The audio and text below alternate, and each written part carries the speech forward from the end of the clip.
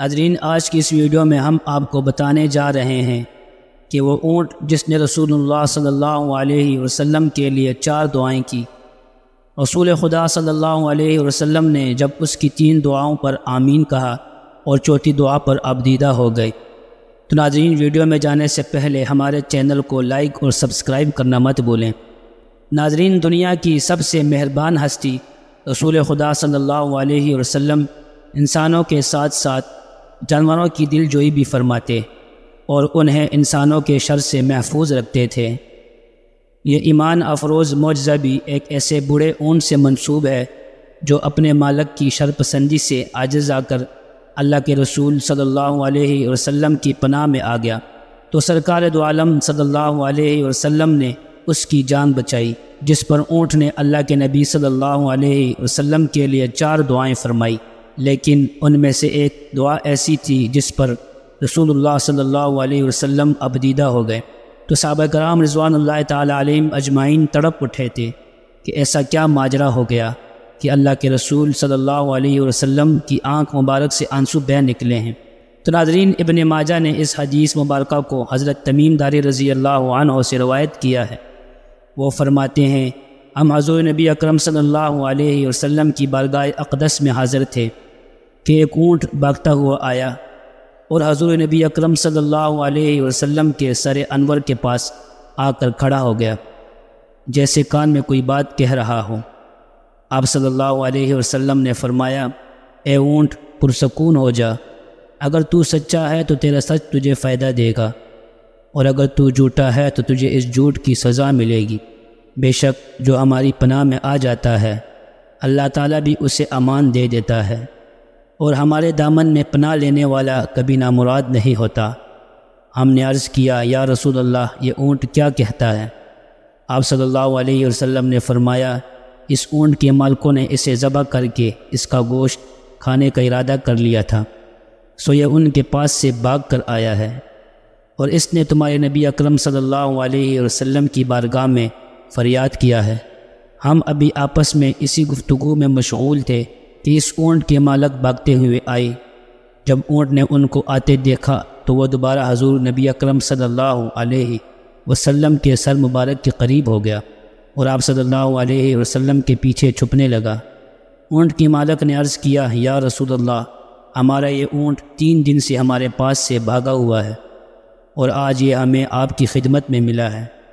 اس پر آپ صلی اللہ علیہ وسلم نے فرمایا، یہ میرے سامنے شکایت کر رہا ہے، اور یہ شکایت بہت ہی بری ہے۔ انہوں نے عرض کیا، یا رسول اللہ، یہ کیا کہہ رہا ہے؟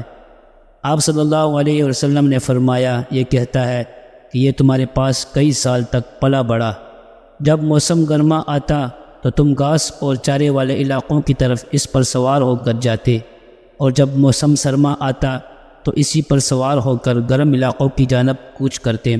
پھر جب اس کی عمر زیادہ ہو گئی تو تم نے اسے اپنی اونٹنیوں میں افزائش نسل کے لیے چھوڑ دیا۔ اللہ تعالیٰ نے تمہیں اس سے کئی صحت مند اونٹ عطا کیے۔ اب جب کہ یہ اس خستہ حالی کی عمر کو پہنچ گیا ہے تو تم نے اسے ذبح کر کے اس کا گوشت کھا لینے کا منصوبہ بنا لیا ہے۔ انہوں نے عرض کیا، خدا کی قسم یا رسول اللہ، یہ بات منوعاً اسی طرح ہے جیسے آپ نے بیان فرمائی۔ اس پر حضور نبی اکرم صلی اللہ علیہ وسلم نے فرمایا، ایک اچھے خدمت گزار کی اس کے مالکوں کی طرف سے کیا یہی جزا ہوتی ہے؟ وہ عرض گزار ہوئے، یا رسول اللہ، اب ہم نہ اسے بیچیں گے اور نہ ہی اسے ذبح کریں گے۔ آپ صلی اللہ علیہ وسلم نے فرمایا، تم جھوٹ کہتے ہو، اس نے پہلے تم سے فریاد کی تھی مگر تم نے اس کی داد رسی نہیں کی، اور میں تم سب سے بڑھ کر رحم فرمانے والا ہوں۔ بے شک اللہ تعالیٰ نے منافقوں کے دلوں سے رحمت نکال لی ہے اور اسے مومنین کے دلوں میں رکھ دیا ہے۔ اس کے بعد آپ صلی اللہ علیہ وسلم نے اس اونٹ کو ان سے 100 درہم میں خرید لیا، اور پھر فرمایا، اے اونٹ، جا تو اللہ تعالیٰ کی رضا کی خاطر آزاد ہے۔ اس اونٹ نے حضور نبی اکرم صلی اللہ علیہ وسلم کے سر مبارک کے پاس اپنا منہ لے جا کر کوئی آواز نکالی تو آپ صلی اللہ علیہ وسلم نے فرمایا، آمین۔ اس نے پھر دعا کی، آپ صلی اللہ علیہ وسلم نے فرمایا، آمین۔